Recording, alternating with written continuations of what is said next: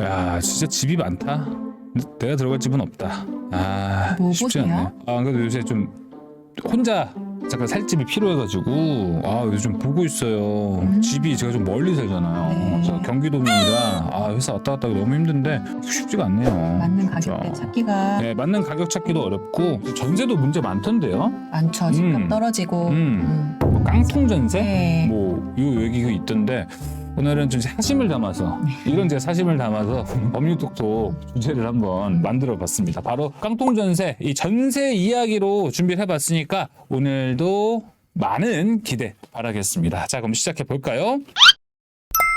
깡통 전세에 대해서 이야기 한번 들어보겠습니다. 깡통전세, 역전세 이런 용어 요새 뉴스에서도 기사에서도 많이 보시죠. 이게 제가 이해하기로는 그 이제 집주인의 담보와 전세금을 합친 금액이 거의 집값에 이제 이르는 정도, 아, 예. 70%에서 80%. 네. 이 정도 돼서 그 세입자가 나중에 나갈 때 보증금을 제대로 돌려받지 못할 위험이 있는 그런 것들을 이제 일컫는 말로 이해가 돼요. 맞아요. 아, 요새는 더 그럴 것 같아요. 맞습니다. 와, 집값이 좀 떨어지다 보니까 네. 보증금을 갖고 있어서 뭘 어떻게 하시려는 분들도 많잖아요. 그렇죠. 근데 그게 좀 말리다 보니까 여러 가지 좀 어려우실 것 같습니다. 네. 보증금을 못 받으면 결국은 뭐 소송을 통해서 돌려받으실 수 있기는 해요. 그래요? 그렇죠. 뭐 오. 당연히 이제 내가 지급한 게 보증금 목적으로 한 거고 만료가 되면 받을 수는 있는데 이게 문제가 이제 집주인이 다른 재산이 없고 가진 게 그 집뿐이라면 그 집을 결국은 경매를 해서 돈을 돌려받아야 되는 건데 예. 이게 아시겠지만 경매는 이제 유찰이 되면서 계속 가격이 떨어집니다. 네. 특히 요새처럼 집값이 계속 떨어지는 경우라면 결국 이제 다 떨어지고 특히나 앞에 뭐 선순위 은행 담보라든지 이런 근저당이 설정돼 있는 경우는 그거 먼저 가져가고 하면 내 보증금은 이제 다 받지 못하는 경우가 발생할 수 있어서 문제가 되는 것 같습니다. 그럼 이제 계약 기간이 끝나면 세입자 입장에서는 보증금을 다시 받아야 되는데 이걸 못 받는 경우가 있다고 합니다. 네. 보증금 반환 청구가 실제로 안 되는 상황이 있는 건가요? 그러면? 네. 의외로 많이 있습니다. 어떤 경우가 있을까요? 일단 원칙적으로는 계약이 만료가 되면 집주인이나 세입자나 서로 반환 의무가 있어요. 집주인은 보증금을 반환해 줘야 되고 그쵸? 그다음에 세입자는 자기가 쓰던 집을 반환을 해야 되고 이게 서로 같이 동시에 이행해야 되는 의무라서 그게 중요하죠. 동시에 의무라고 합니다. 이게 보증금 반환 청구를 하시려면 잘 기억해 두셔야 되는 게 세 가지 요건이 세 필요해요. 가지. 유효한 계약을 체결했을 것, 보증금을 지급했을 것, 당연히 보증금을 줬어야 받을 게 있는 거죠. 그쵸. 주지도 않았는데 받을 수는 없으니까. 세 번째가 이제 계약이 만료되었을 것.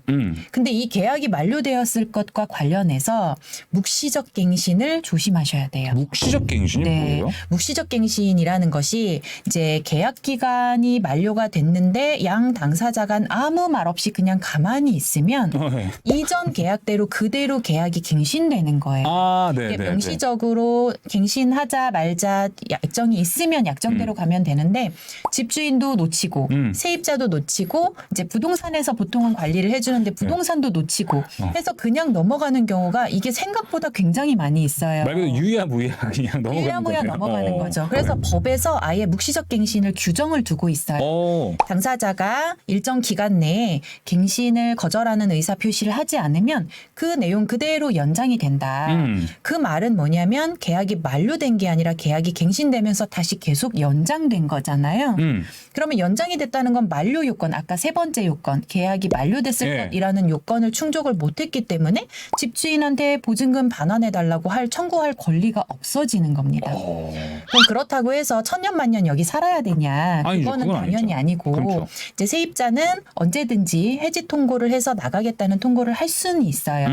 근데 문제는 내가 오늘 나가겠다 하고 내일 나갈 수 있는 게 아니라 그렇죠. 이렇게 묵시적 갱신이 된 경우에는 해지 통고를 하고 3개월이 지나야만 그 통고의 효력이 발생을 합니다. 그럼 3개월 전에 얘기를 해야 되는 거죠? 네, 그래서 3개월이 그러니까 만약에 자금을 지금 빨리 융통을 해야 되는 상황이에요. 보증금을 잔금을 받아서, 그러니까 보증금을 반환받아서 잔금을 치러야 되는 상황인데 그걸 3개월 후에 받아야 된다면 그 사이에 자금 융통이나 이런 부분에 문제가 있을 수 있는 거죠. 그렇죠. 그래서 묵시적 갱신이 되지 않도록 꼭 미리 이제 생각을 해두시고 계약 만료 기간을 잘 염두에 두시고 최소 2개월 전에는 집주인에게 이제 더 이상 거주하지 않고 나가겠다는 의사 표시를 확실히 하시는 것이 필요합니다. 알겠습니다. 최소 2개월 2개월 전인 게 일단 더 제일 중요할 것 같습니다. 집주인이 전세보증금을 못 주는 상황이 이렇게 있는 건데 보증금 세입자 입장에서는 어떻게 하면 받을 수 있을까요? 뭐 법의 힘을 빌려야 되는 건지.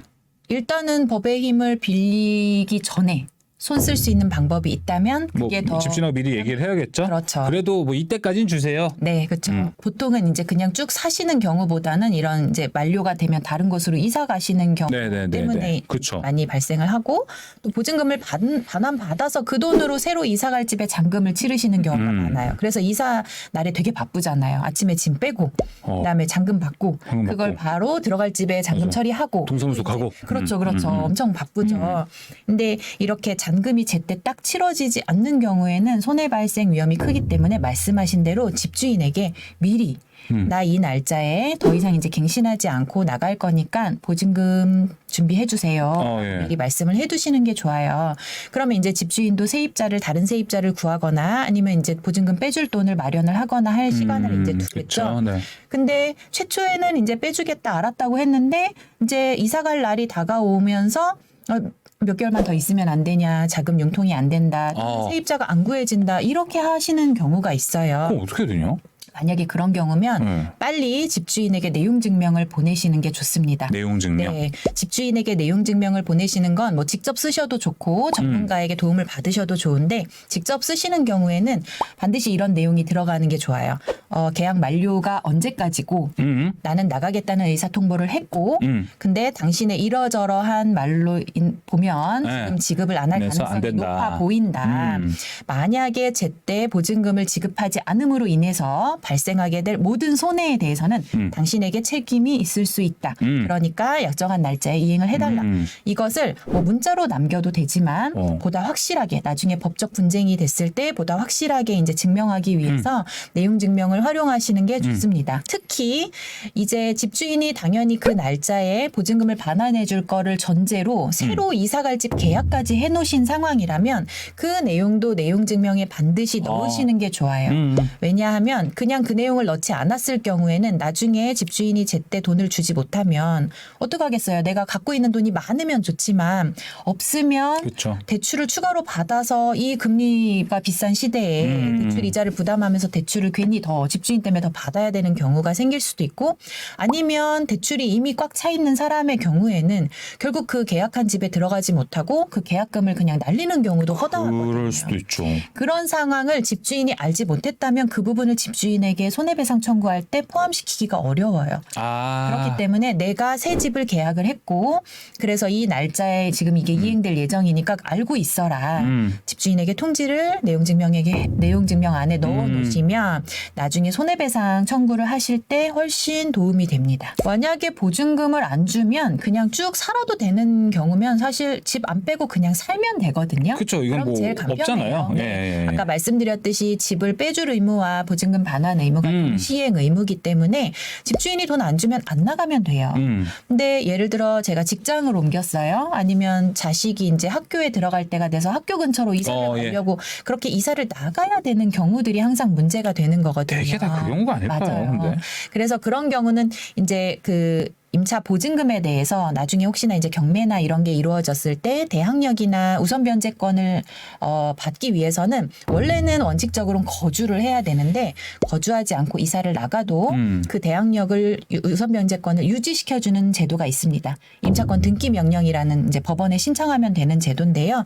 그거는 이제 신청을 하게 되면 법원에서 이제 명령을 해주고 등기에 기재가 되기 때문에 이게 임대인에게는 좀 압박 수단이 될 수 있어요. 중요한 거 진짜 많이 알려주시는 것 같습니다. 그래도 안 주면 이제 소송 가야죠. 어쩔 수 없이 소송 가야 되고 소송은 보통 이제 짧아도 6개월, 보통은 1심 1개월, 1년 정도 걸립니다. 6개월에서 1년 생각하시고 가셔야 되고 아까 말씀드린 것처럼 집주인이 다른 재산이 없다면 그냥 이 부동산 경매 해가지고 그렇군요. 돌려받아야 되는 좀 그런 번거로움이 있습니다. 알겠습니다. 뭐 신분증 따로 뭐 우리가 알아놓은 꿀팁이나 알려줄까요? 네, 알려주세요. 저도 처음 알았네요. 네.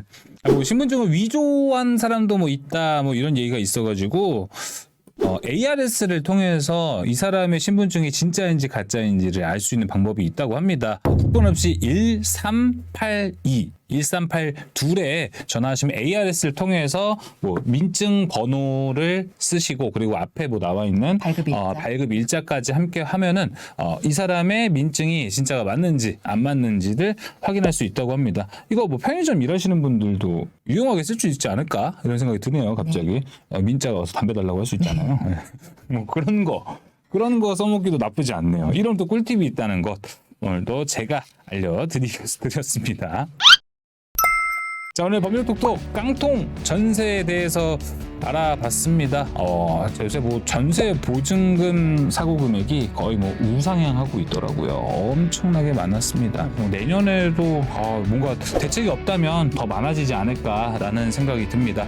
자, 매일경제TV 구독과 좋아요. 알림 설정까지 해주시길 바라겠습니다. 법률톡톡 저희는 다음 주에 다시 돌아오도록 하겠습니다. 인사드릴까요? 안녕.